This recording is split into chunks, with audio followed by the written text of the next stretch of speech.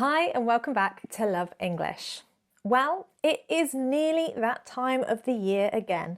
No, not Christmas just yet. It's nearly Halloween. And for those of you who celebrate Halloween, it might be a little bit of a different one this year, but nevertheless, let's try and get into the spooky spirit. In today's lesson, I'm going to share 11 idiomatic expressions with you. 11 idioms that we commonly use day to day in English, but there's a slightly more spooky and devilish theme going on here. Yes, the language used in these idioms might contain words like witch, blood, devil, and what else? Stab. But they are not necessarily only used at Halloween. They are common idioms that we would use on a day-to-day basis, and many of them are slightly more advanced. So pay attention, and at the end of the lesson, I want you to have a go, comment in the box below, and use some of these idioms.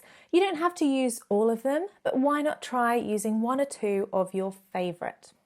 Now, when it comes to learning idioms, indeed, when it comes to learning vocabulary, one of the most important things is for you to actually put it into practice, meaning get that practical experience, whether spoken or written, to actually use the language. Here on Love English, we give you the opportunity to write sentences below, and we do try to correct everybody's sentence.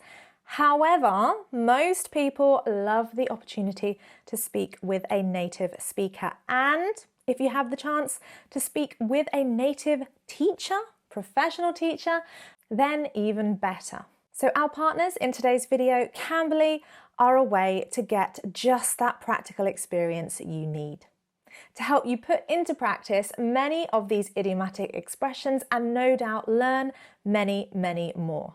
Cambly is a language learning app dealing exclusively in English, and you can get it on iOS, Android, and on the web. Cambly offers so many flexible learning packages, and importantly, they're all competitively priced. Now, the great thing about studying online with Cambly is that you can choose your teacher and you can choose the time that you want to study. So lessons are available 24 hours a day, 7 days a week, 365 days a year. So no matter how busy your schedule, you'll be able to fit in at least 15 minutes of speaking practice with a Cambly teacher.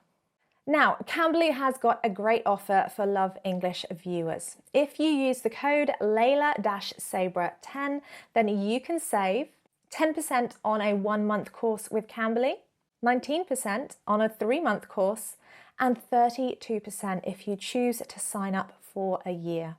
So if you do decide to take that big step and sign up to study with Cambly for a year, you're essentially getting 4 months of your course for free. Now, if you feel like that is too big of a commitment, don't worry. Cambly will offer you a refund on the time you do not use. So you'll only pay for your minutes used. Now, would you like the chance to study with a Cambly teacher for 60 minutes for free and actually practice using some of these idiomatic expressions? Well, if you comment below, the best comment use of at least 3 of these idiomatic expressions will go into a draw to win 60 minutes with a Cambly teacher. So that's all for free. There's no sign up required. It's just our gift to you. So whether you want to improve your business English, your IELTS speaking, or even just ways to express yourself in English, then click the link below to learn more about Cambly, or indeed go to your app store and type in Cambly to learn more. Right, on with the lesson. 11, bit of a strange number, 11 idiomatic expressions commonly used in English, but with a spookier theme.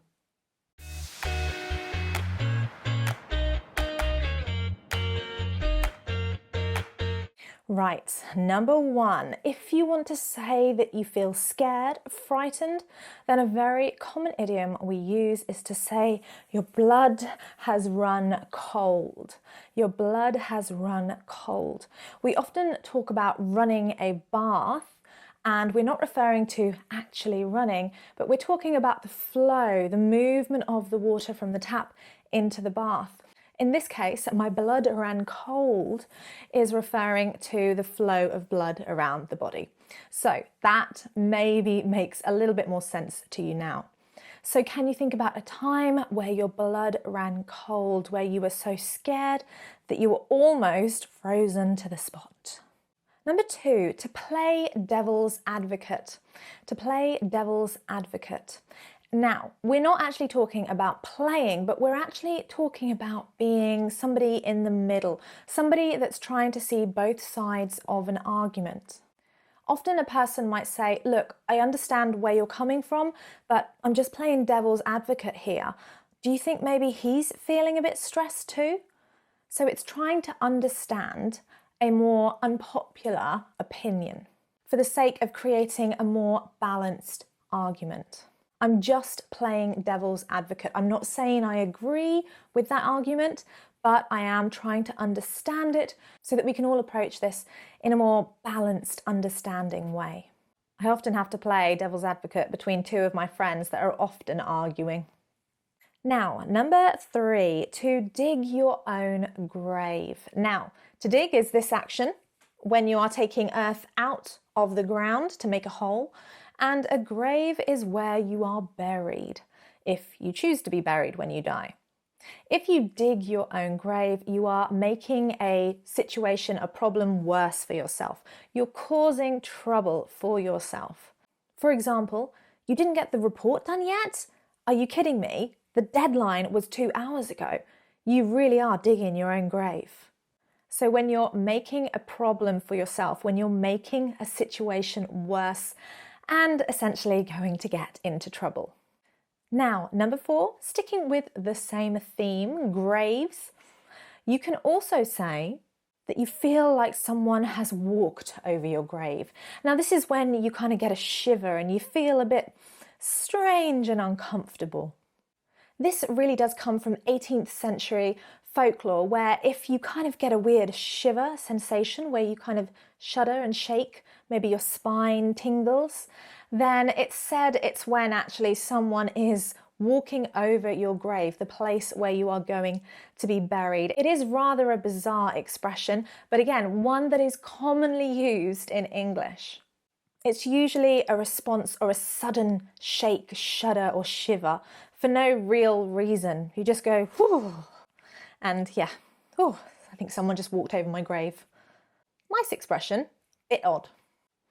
Number 5, if you become angry. If you become so mad that you lose control, you can often describe your blood as boiling. Or he made my blood boil when he lied to my face. So you're basically talking about feeling so angry when you become red that your blood is boiling. Obviously not literally, because that would be a bit weird. But yes, to boil, remember, is the process of heating a liquid till it bubbles and starts to evaporate and become a gas. So you're imagining becoming so hot and enraged that you say your blood was boiling, or you made my blood boil when you lied to my face. Right, number 6, like a bat out of hell. Now, if someone moves or does something like a bat out of hell, you've got to say it quite fast, bat out of hell or bat out of hell, then you're referring to somebody moving or doing something very suddenly, quickly. When she heard he was coming, you should have seen her move like a bat out of hell to get ready and put some makeup on. Number 7, over my dead body. Over my dead body. Now, you don't have to literally be dead when you use this expression, but you're simply saying you will not allow something to happen. You're refusing to let someone do something or behave in a certain way. Over my dead body, are you inviting her to the party tonight? Now, if someone has a secret or something they don't want to tell you, you could say that they have a skeleton in the closet. A skeleton in the closet. Now, if they've got more than one secret, obviously you could say skeletons in the closet. I'm not sure I trust Gary at work. I think he's got a few skeletons in the closet we don't know about yet. Now, number 9, to have a skeleton staff is quite simply to have the bare minimum number of staff. Whether that's because you can't afford to hire a lot of people, or if people are on holiday and taking a break. Basically, you're referring to having the minimum number of people needed in order to keep the business open or complete a project. We decided it was best that we have a skeleton staff on this one, just to make sure that we came under budget. Number 10, to stab someone in the back. Yes, quite an unpleasant thought there, but essentially it means that someone has betrayed you. You can often use it in the passive voice, to be stabbed in the back. She told the boss that I was late handing in the report so that she would get the promotion. She completely stabbed me in the back. Now here, there's actually no reference to real physical violence. It is very much a metaphor for being betrayed. So think about a time someone stabbed you in the back. What did they do to betray you? Now finally, number 11, to go on a witch hunt, to go on a witch hunt, or for there to be a witch hunt. Essentially here, we're using an expression that comes from the Middle Ages, when people really did believe there were witches and wanted to find them and kill them. Now, in this day and age, we no longer believe there are witches around. However, we do still use this expression when we're talking about a group of people or a particular person being hunted in a way to blame them for a problem that may or may not actually be caused by them. It is often used when we're referring to harassing people that have opposing views to perhaps the majority. Doesn't mean they're wrong, doesn't mean they've done anything wrong, but often we will refer to this as being a witch hunt.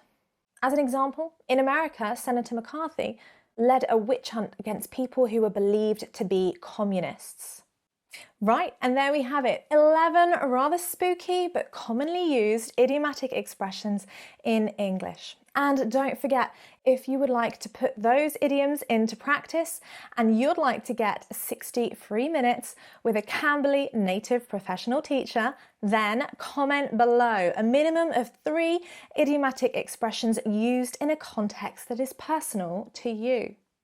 Thank you so much for watching. I look forward to seeing you very soon with plenty more pronunciation, idioms, vocabulary, and grammar. In the meantime, have a spooky Halloween.